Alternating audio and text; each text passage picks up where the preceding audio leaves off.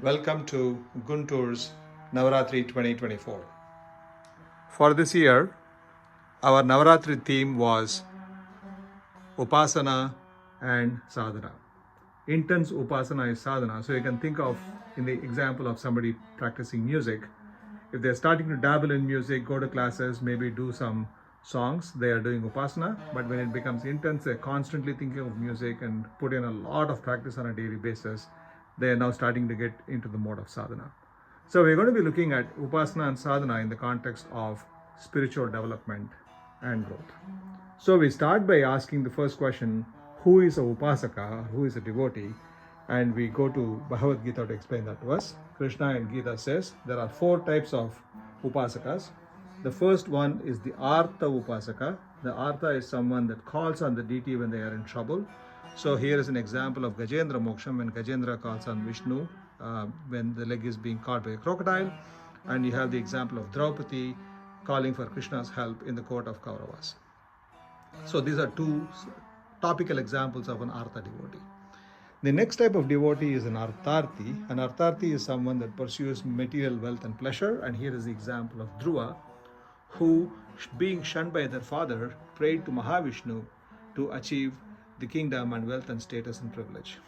The third type of devotee is a Jignasu, and here is the story of Nachiketa and Yama, where Nachiketa goes to Yamaloka and asks Yama to understand the meaning of Brahman and what happens after death.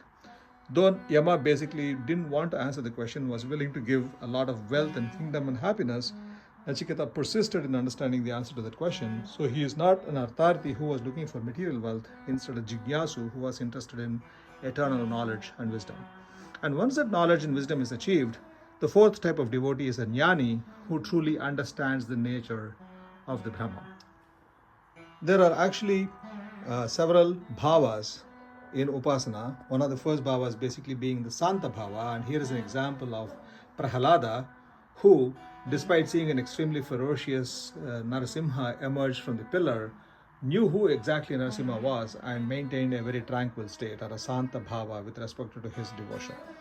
And here is an example of a Sakya bhava, or treating the god as your friend, the example of Guha and Rama. And Dasya bhava, where Hanuman constantly sees himself as a servant of Rama. There is also the Vatsalya bhava of Yashoda and also Kausalya, where Yashoda constantly looks at Krishna not as God but more as her son, and cannot really think of any other way of providing her devotion except in the form of a motherly love. The other bhava, which is very popular with a lot of Krishna's devotees, is the Madhurya bhava or the Kanta bhava. So we have the example of Rukmini here, who shows her devotion to Krishna through a single tulasi leaf, being able to outweigh all of Satyabhama's wealth. And there are other examples of Madhurya bhava with the Gopikas who see Krishna in a constant state of devotion as a beloved, and Meera and Andal as well. Now that we have seen who are the various upasakas and the types of bhavas of upasana, the question is, who is being worshipped? Who is the upasana for, and how do you do it? We understand the nirguNa Brahman as the omniscient, omnipresent, all-pervading, immanent entity. That's the nameless and the formless. That's hard to perceive. And the nameless and the formless takes on 1,000 names and 1,000 forms, or various forms of saguna Brahman. And it is that saguna Brahman that we worship in the form of the various devatas.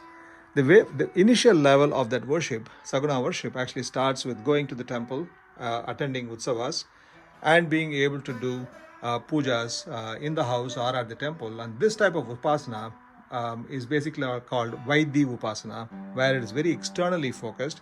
The mind is not necessarily always in it, and it's very a ritualistic form, and which is from which the word Vaidhikam comes from.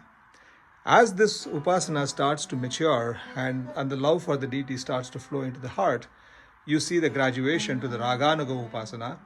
This is basically shown through the Murtis, Tyagaraja, Syama Shastri, and Muthuswami Dikshitar, who wrote very inspiring songs based on their heightened level of emotion and devotion to the god, coming from their love for the deity.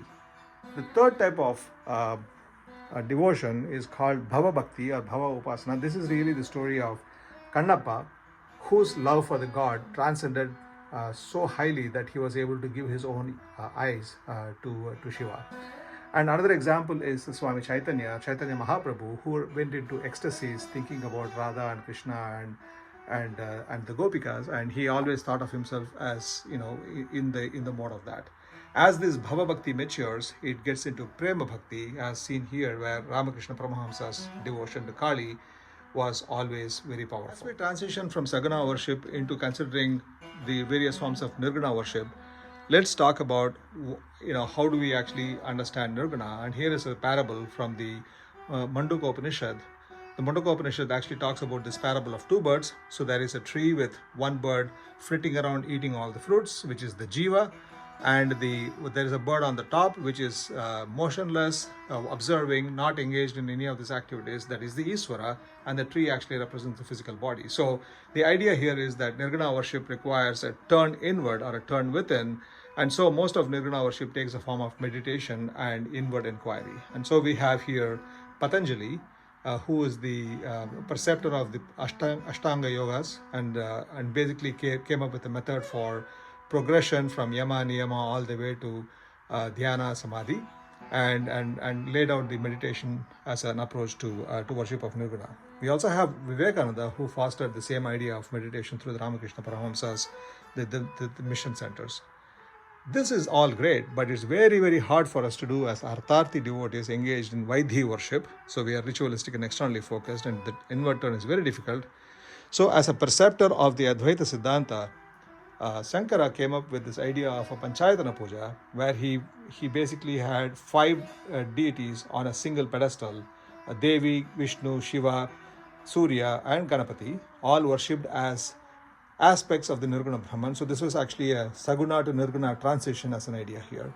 And Ramanuja and Madhva took the idea of Krishna's surrender to me or prapatti from the Gita, and basically said all of these types of worship can be easily achieved simply through surrender to the Lord. Now lastly, as we think about nirguNa Brahman itself, OmkAra, or the sound Om, is considered to be the primordial sound or a representation of the Brahman. And the Visvarupa Darsana that we see there really is the first time Krishna shows to Arjuna his entire nirguNa Swarupa by taking the Visvarupa, and that kind of depicts that aspect here. Then we have the Gayatri and sandhyAvandanam. After the Yajnopavita or the sacred ceremony, the brahmacharis and the grihasthas are supposed to do the sandhyAvandanam, which is really a self-improvement protocol that includes the aspects of saguna and nirguNa worship in it. So it has got the Sarva Devata Namaskara, the Surya Namaskara, it's got the Pranayama and the Gayatri Upasana in it. And finally, navarAthri itself is a template or a blueprint for upasana. The first 3 days of worship are for Durga. This is for the eradication of vices and elimination of all the evil aspects. And the next 3 days are for the worship of Lakshmi, which is about the gaining of the Daivi Sampat or the divine qualities, which then prepares the person to receive the divine wisdom and knowledge in the last 3 days by worship of Saraswati. And Vijayadashmi represents the culmination of the victory of that knowledge by that soul. So saguna, upasana and sadhana is the theme for the Guntur Kolu in 2024. Hope you enjoyed it.